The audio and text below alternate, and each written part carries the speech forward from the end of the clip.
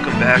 This is the third race of the season. I'm really excited for this one. We're at Brands Hatch now in Britain, and I'm sure this track doesn't really need an introduction, but it's a really awesome track. And so we're here for the third, official Formula One race of the season, but it's another non-championship points race. So it was actually the first ever Race of Champions was the name, and it's a cool format. It's a two-race format, so I'll be doing two races in a row.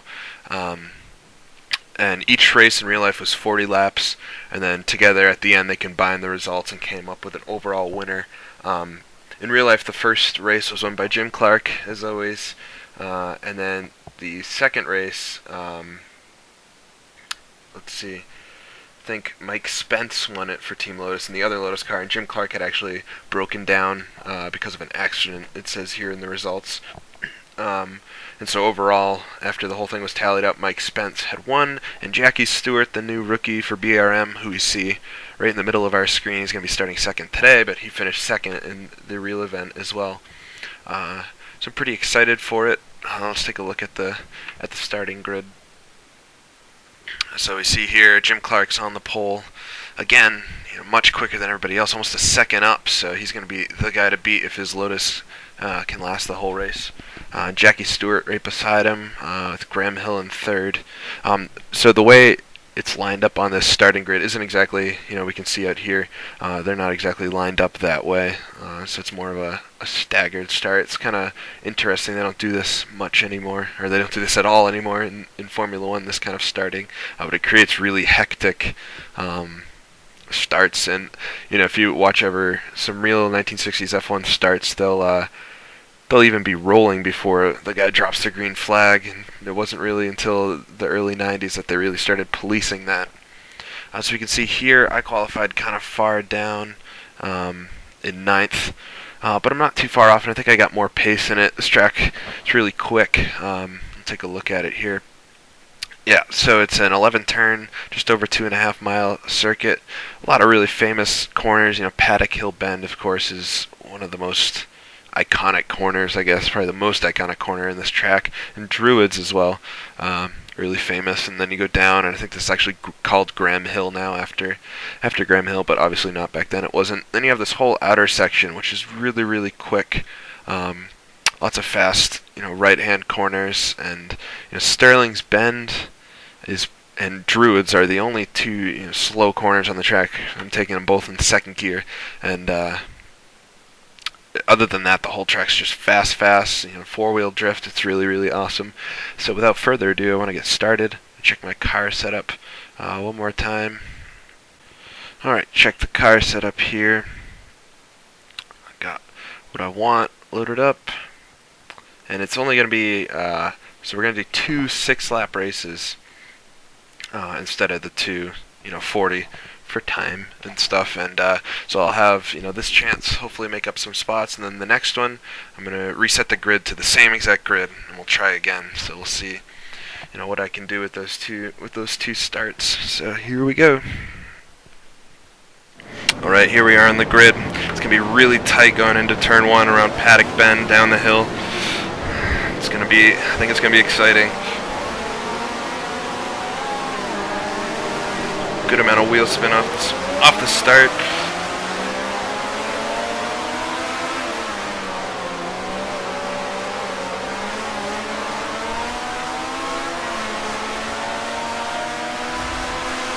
Someone on my left. Not gonna let him get through that easily.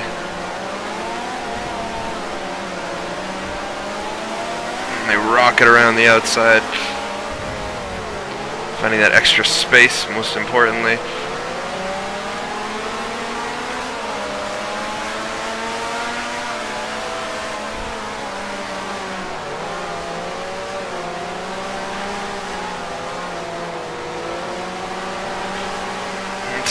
Tight, getting onto the backstretch here.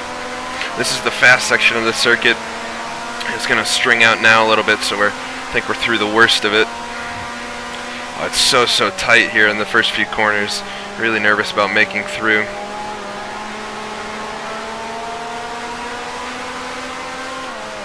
There's no place to pass around here either. These cars, four-wheel drifting everywhere, you know, taking the whole track, and it's such a narrow track anyway. Try to get on the inside here. Try not to slide into them.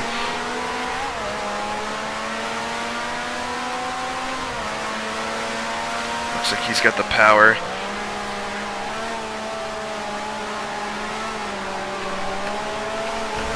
Oh, getting a little wide onto the grass. Able to keep it together. Looks like I got Bruce McLaren behind me too, so definitely made up some spots on the start here, or at least one spot.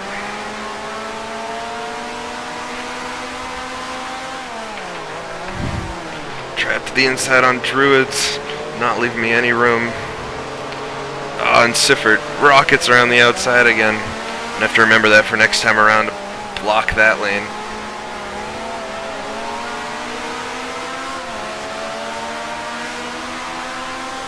This worked for me last time, out braking here, heading out of the fast portion. Slide behind Siffert.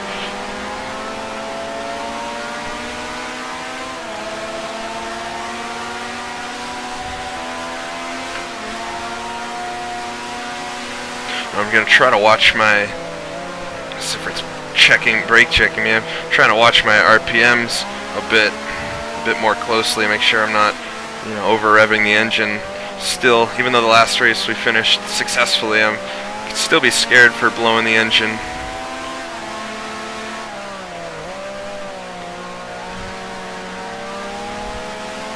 See, at some point I have gotten it up to the 13, but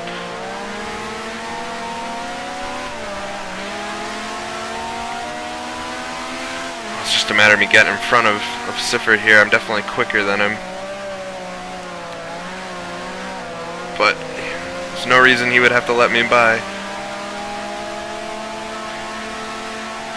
Let's see my pit board this time. So P9. 4 laps left. Such a short race, but it's the 2-race format.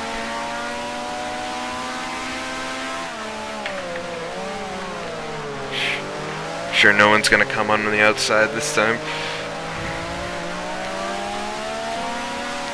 Oh, he's not leaving me any room. I'm gonna try him down here again, where I've been so successful. It's important, I gotta keep it tight. I don't want to slide up into him. Oh, and I got him easily. I just gotta watch for him to come back at me.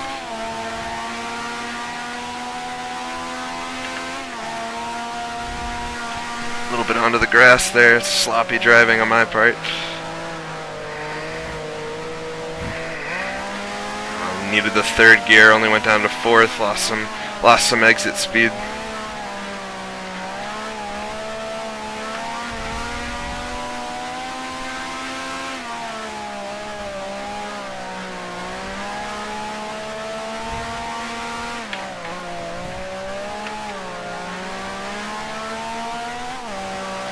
It's tough. This is a tough track. It's only going to get tougher. It's pretty easy to learn, but it's these sweeping corners. There's really no defined apexes. There's no hard braking. A lot of drifting. This is kind of a foreshadowing of what's to come throughout the season. The first 2 tracks were very, very simple compared to a lot of these tracks.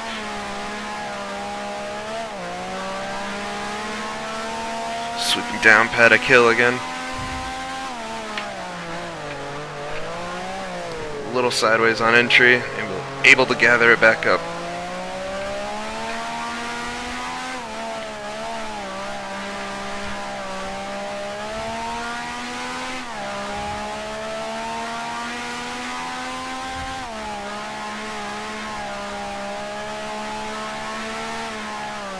This is one of my favorite corners. If you can get it just right, rocket onto the backstretch here.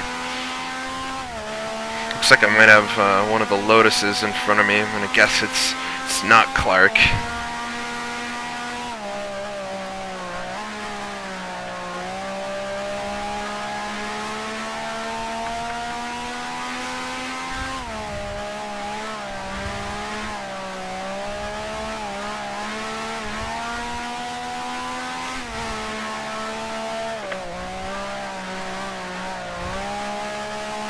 think if I can put together these laps here, I should be able to catch him.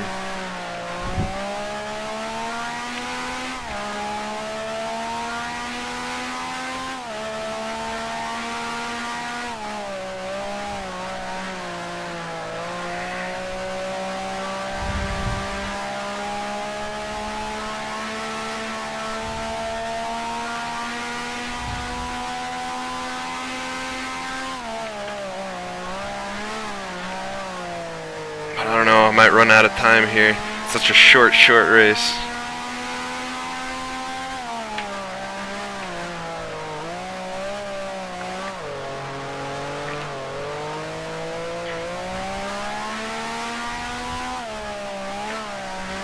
This corner here, very, very easy to slide out wide on the exit. It just kind of creeps up on you.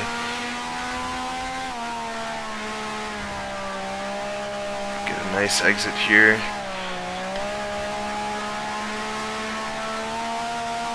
Definitely catching them. Take a look at my pit board this time around to see how many laps we have to go. Should only be a couple though. Oh, a little too hot going in there. Oh, and I'm just able to gather it up, but that's gonna hurt my cause for catching these two guys in front of me, definitely. Sometimes with these four-wheel drifts, if you just start sliding a little bit too late, you're not going to make the corner. And it's so different from the ultra-precise. Well, it's a different kind of precise from the way you have to drive the modern F1 cars. You know, those you want to plant on the apex, and you definitely don't want any sliding. And these, you don't want to, do excessive sliding, but sliding's definitely the quickest way around. Take a look at the pit board here. Oh, just one lap to go. So I'll try to hold it together. This is in pin P8. It's one position higher than I started, but I'll take the survival. Again, good experience. You never know, these two guys in front might have some sort of incident. I know last race and the last lap there was some crazy stuff going on with lapped cars. I don't think we'll have to worry about that this time, but you never know.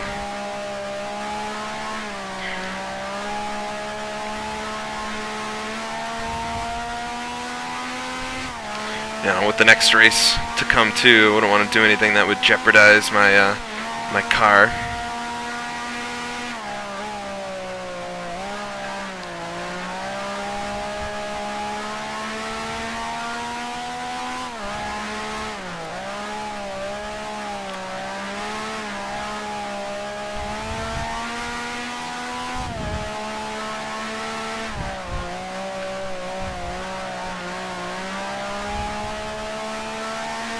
Just I had a little more time,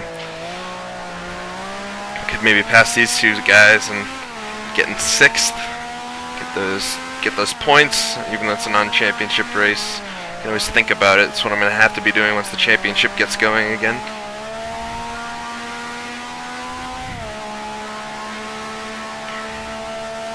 And here we are, coming across the line. Finish in 8th place, I believe. Unless there's any retirements on the last lap. Pretty hectic race. The next one will probably be just the same. The starts are so tight coming up through here specifically. And down to the next two corners, the track is just so tight and twisty. Everyone's fighting to get by. Alright, so let's take a look here. How we finished. So Graham Hill actually won. So that's interesting. It looks like the top, 5 guys here were very tight. But Graham Hill actually got the win over Clark, who finished 5th. So there had to be something that went on up there. And then you take this big dive back, and Jack Bratham and Mike Spencer in front of me. Finished 8th, started 9th. Can't complain. Still in the lowest Ferrari. Looks like Bandini didn't make this race. Didn't come out from Italy, but okay, so we'll see what happens in the next one, and I'll be back with that in 1 second. Alright, I am back. I took a break, got a snack, and I'm good to go for the second race here. So, I had to run qualifying again. Actually ended up qualifying 9th again. And the race, I mean, it's gonna be equally as tough as the first one. It's just so, as we saw, it's just so cramped at the start-finish line, or coming across, go down Paddock Bend. It's just so many cars, and hopefully it all goes right again this time. Hopefully I get a better start, and maybe, because last race I got passed by a couple guys in the back and then had to make the spots up and then try to work on making positions. Hopefully maybe I can make a position here in the first lap, and use the experience I got from last race to try to pass people right away. I think I'm gonna have to make up spots right away, but I have to strike a good balance between going all out and trying to make spots up and then saving my equipment. One thing I'm definitely going to do is druids. Definitely make sure, in druids that I stick to the outside. I think that would be a good plan. So anyway, we should get going with this, and we'll start the second race. Alright, on the grid again. Looks familiar.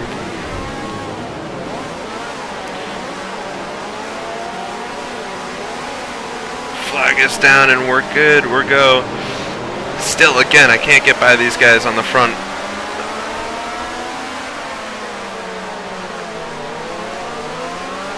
A little bit slower this time.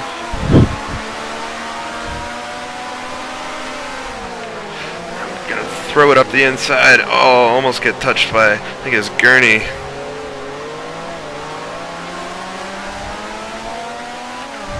He wants none of it. He's not going to have the other American in the grid take his glory, but I'm going to take him back. I'm almost sliding up into my teammate here. I think I can pass him though. It's my favorite passing spot. Ah, he's got me, Surtees.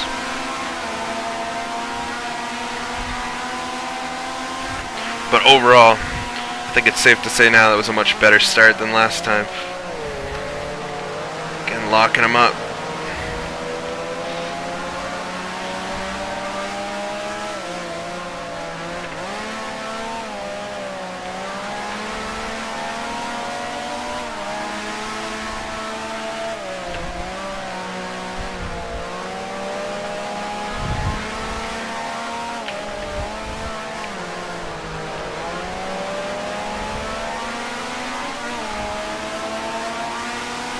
Looks like Gurney is trying to make moves on me too.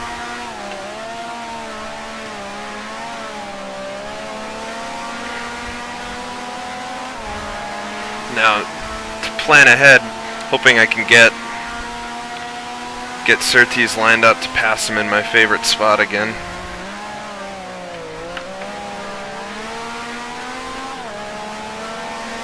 There we go, down Paddock Bend. Second gear to druids.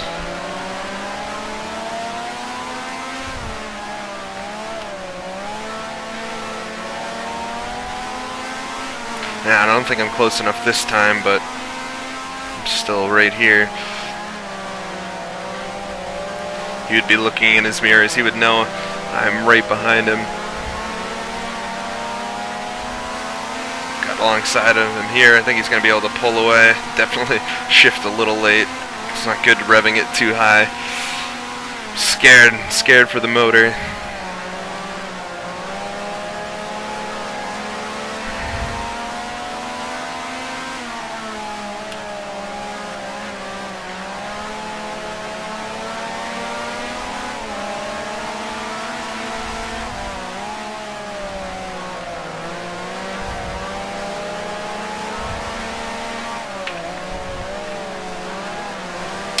I think the only passing spot I've been able to see at all is that one corner leading onto the backstretch. They like to leave the inside open. I can get runs on them certain parts of the track, but I can't stay alongside of them for long enough.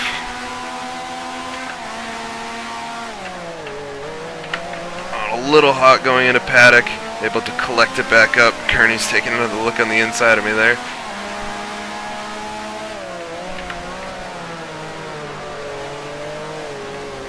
Watch him on the outside, make sure he doesn't swing wide and try to get the higher speed but longer distance route.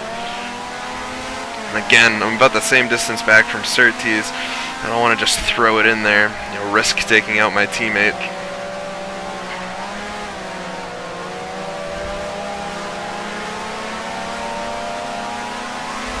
Try to go on the right side of him this time. That's not going to work either.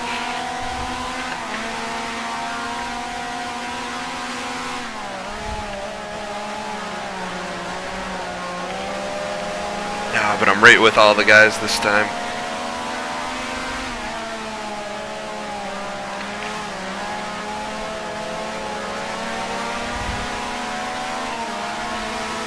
It's promising as we get ever closer to the real championship races. I want to be competitive. I want to be able to hopefully stick with these guys and get some good points. And we'll take a look at the pit board this time around, see what position we're in.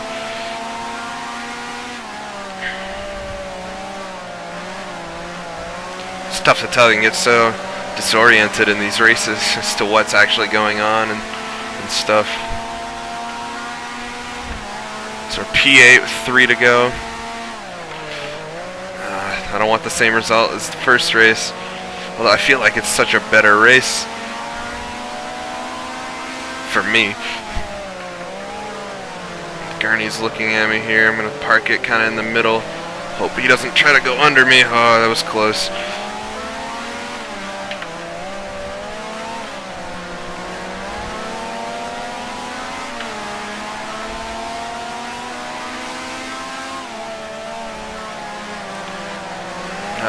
If I can just get that within that 1 car length, throw it down into that corner and hopefully get around him.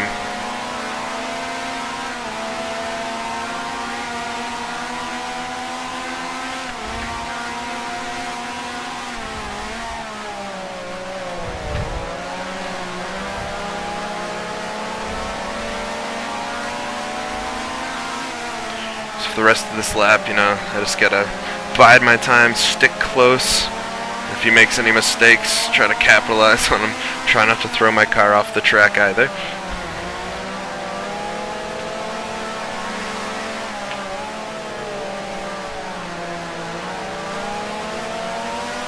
And this is racecraft. This is knowing, where you got the speed, where you could make the moves.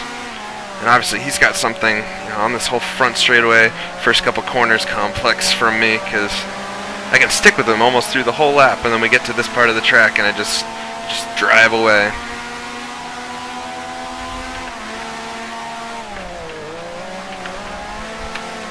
What are the Ferrari mechanics hiding from me?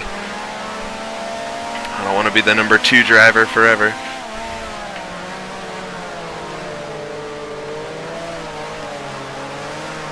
Alright, so try to get a good exit here. Oh, and I'm right on him this time. This is looking good. Yes. Try not to slide up at all. Looks like Bruce McLaren here is going to make this even more difficult. But I got him. Almost put myself in the grass too. But I got around him. I just need this one more spot. But I don't want to throw away what I worked so hard to do.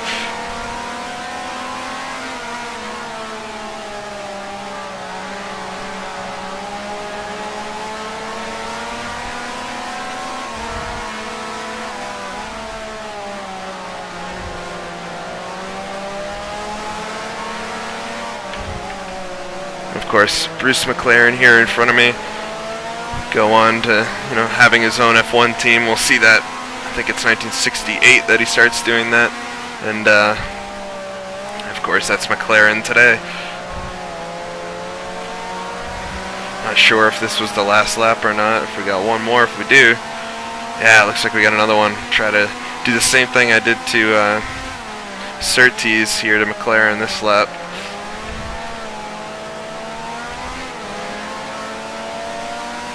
looks like Gurney just got around Surtees as well.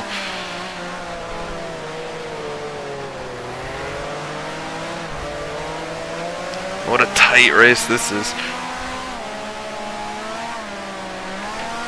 I'm not quite as close to McLaren, but I did get a great run off that corner. That's probably the best I've ever done that.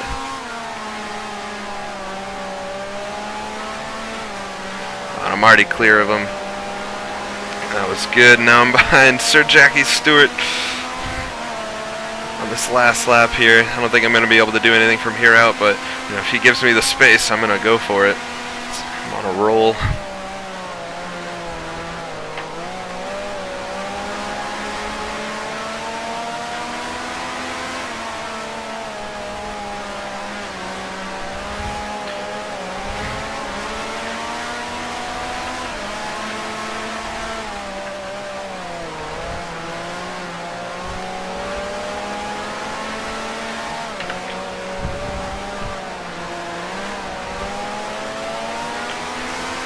Keep McLaren behind me here.